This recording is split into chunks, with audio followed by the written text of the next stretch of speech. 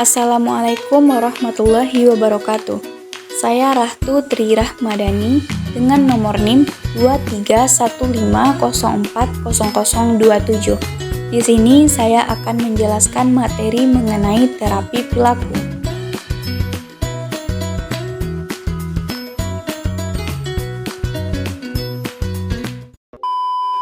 Apa itu terapi perilaku?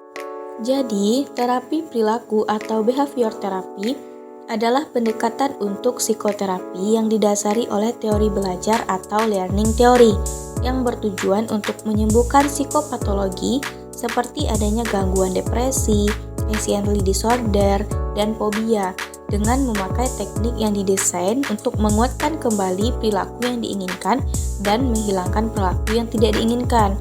Terapi perilaku pertama kali ditemukan pada tahun 1953 dalam proyek penelitian oleh B.F. Skinner, Ogden Dinsley, dan Harry Salomo. Selain itu, termasuk juga Wolfe Yusuf dan Hans Eysenck. Terapi perilaku atau tingkah laku ialah penerapan aneka ragam teknik dan prosedur yang berakar pada berbagai teori belajar. Ia menyertakan penerapan yang sistematis berupa prinsip-prinsip belajar pada perubahan perilaku ke arah cara-cara yang lebih adaptif. Berlandaskan teori belajar, modifikasi tingkah laku dan terapi tingkah laku adalah pendekatan-pendekatan terhadap psikoterapi yang berurusan dengan pengubahan tingkah laku. Terapi perilaku berakar dari eksperimen laboratorik tentang belajar yang dipublikasikan pertama kalinya oleh Ivan Pavlov pada tahun 1903. Ivan Pavlov adalah fisiolog Rusia yang mengamati bahwa ketika seekor anjing diberi makan, sebuah bel berdering dan anjing itu akan mengeluarkan air liurnya, dan itu menjadikan kebiasaan untuk anjing tersebut.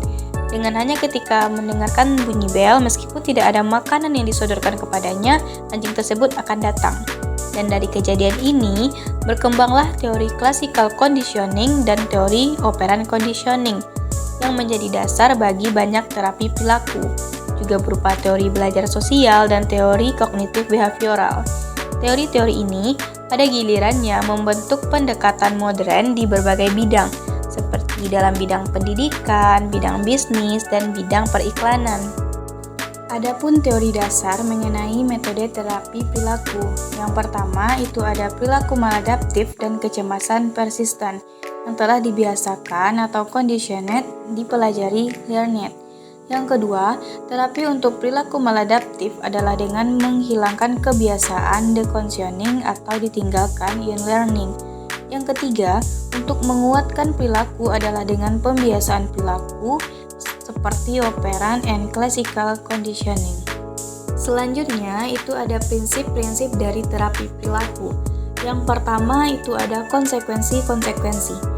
Prinsip yang paling penting pada terapi tingkah laku ialah perilaku berubah menurut konsekuensi langsung. Konsekuensi yang menyenangkan itu dapat memperkuat perilaku seseorang, sedangkan konsekuensi yang tidak menyenangkan akan melemahkan perilaku seseorang. Konsekuensi yang menyenangkan ini pada umumnya disebut dengan reinforcer atau penguat, sedangkan konsekuensi yang tidak menyenangkan umumnya disebut dengan hukuman. Yang kedua, itu ada kesegaran atau imediasi konsekuensi. Salah satu prinsip dalam terapi perilaku ialah bahwa konsekuensi yang segera mengikuti terapi perilaku akan lebih mempengaruhi perilaku itu daripada konsekuensi yang lambat datangnya. Prinsip kesegaran konsekuensi ini penting artiannya dalam kelas. Contohnya, seperti seorang anak yang mendapatkan pujian oleh gurunya. Nah, pujian yang diberikan segera setelah anak itu melakukan suatu pekerjaan dengan baik dapat menjadi suatu reinforcer yang lebih kuat daripada angka yang diberikan kemudian kepada anak tersebut. Yang ketiga, itu ada pembentukan atau shaping. Istilah pembentukan digunakan dalam terapi belajar perilaku saat mengerjakan keterampilan baru atau perilaku yang memberikan reinforcement kepada siswa dalam mendekati perilaku akhir yang diinginkan. Ringkasan langkah-langkah dalam pembentukan perilaku baru itu ada yang pertama, memilih tujuan. Buatlah tujuan itu sekhusus mungkin. Yang kedua, itu dengan menentukan kemampuan si anak. Yang ketiga, dengan mengembangkan langkah dari keadaan mereka sekarang ke tujuan yang telah ditetapkan. Yang keempat, itu memberikan umpan balik selama pembelajaran berlangsung. Selanjutnya, ada pun teknik-teknik terapi perilaku. Yang pertama itu ada desensitisasi sistematis, yang merupakan teknik relaksasi yang digunakan untuk menghapus perilaku yang diperkuat secara negatif. Biasanya itu dapat berupa kecemasan, dan ia menyertakan respon yang berlawanan dengan perilaku yang akan dihilangkan. Yang kedua, itu ada terapi impulsif, yang dikembangkan berdasarkan atas asumsi bahwa seseorang secara berulang-ulang dihadapkan pada situasi penghasil kecemasan dan konsekuensi yang menakutkan. Ternyata itu tidak muncul, maka kecemasan akan segera menghilang. Yang ketiga, itu ada latihan perilaku asertif. Latihan perilaku asertif digunakan untuk melatih individu yang mengalami kesulitan menyatakan diri bahwa tindakannya adalah layak atau benar. Latihan ini berguna untuk membantu orang yang tidak mampu mengungkapkan perasaan tersinggung atau menggunakan afeksi dan respon positif.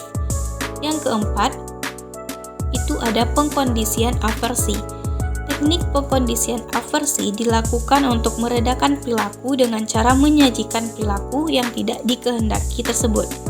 Stimulus jangan berupa sengatan listrik atau ramuan-ramuan yang membuat mual. Perilaku yang dapat dimodifikasi itu dapat berupa perilaku maladaptif, misalnya seperti merokok atau mengkonsumsi zat-zat lainnya. Yang kelima itu ada pembentukan perilaku model. Perilaku model dapat digunakan untuk berbagai hal, seperti yang pertama itu untuk membentuk perilaku baru pada klien. Yang kedua, memperkuat perilaku yang sudah terbentuk dengan dapat menggunakan model audio, model fisik, model hidup yang dapat teramati dan dipahami jenis perilaku yang hendak dicontoh. Perilaku yang berhasil dicontoh itu memperoleh ganjaran baik berupa pujian sebagai ganjaran sosial. Yang keenam, itu ada kontrak perilaku. Kontrak perilaku didasarkan atas pandangan bahwa membantu klien untuk membentuk perilaku tertentu yang diinginkan dan memperoleh ganjaran tertentu sesuai dengan kontrak yang disepakati. Dalam hal ini, individu mengantisipasi perubahan perilaku mereka atas dasar persetujuan bahwa beberapa konsekuensi akan muncul. Kontrak perilaku adalah persetujuan antara dua orang atau lebih untuk mengubah perilaku tertentu pada seorang klien. Selanjutnya, siapa saja sih yang perlu menjalani terapi perilaku ini? Nah, terapi perilaku merupakan proses pengobatan yang penting bagi pasien yang memiliki kelainan perilaku tertentu. Misalnya, kebiasaan buruk yang membahayakan keselamatan dan kesehatannya. Tujuan dari terapi ini adalah untuk membantu dan mempersiapkan pasien untuk menghadapi berbagai tantangan tanpa harus beralih ke kebiasaan buruk sebagai mekanisme pertahanan. Selanjutnya, beberapa contoh penyakit yang dialami oleh seseorang yang perlu menjalani terapi perilaku.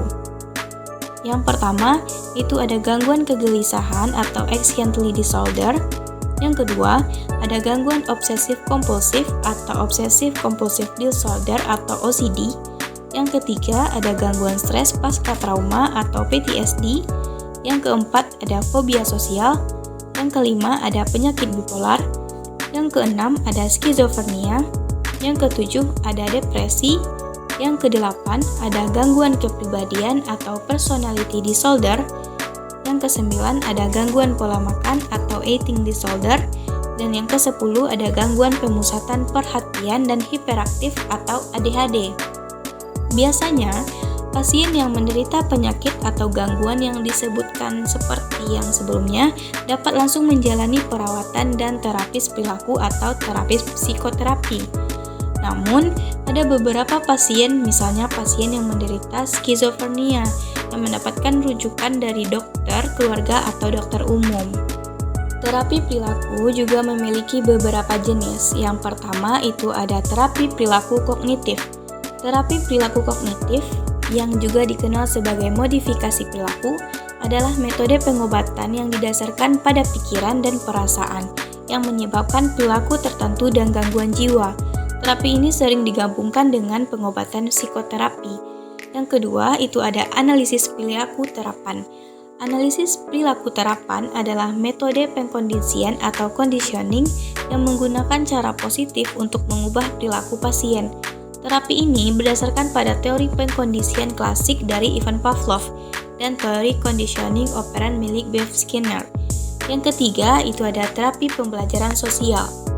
Dari penjelasan materi tadi, dapat kita tarik kesimpulan bahwa terapi perilaku adalah pendekatan untuk psikoterapi yang didasari oleh teori belajar, yang bertujuan untuk menyembuhkan psikolog seseorang. Terapi perilaku merupakan penerapan aneka ragam teknik dan prosedur yang berakar pada berbagai teori belajar yang menyertakan penerapan yang sistematis berupa prinsip-prinsip belajar pada perubahan perilaku ke arah cara-cara yang lebih adaptif. Prinsip-prinsip terapi perilaku terdiri dari konsekuensi, kesegaran, konsekuensi, dan pembentukan. Terapi perilaku terdiri dari 3 jenis, yaitu terapi perilaku kognitif, analisis perilaku terapan, dan terapi pembelajaran sosial.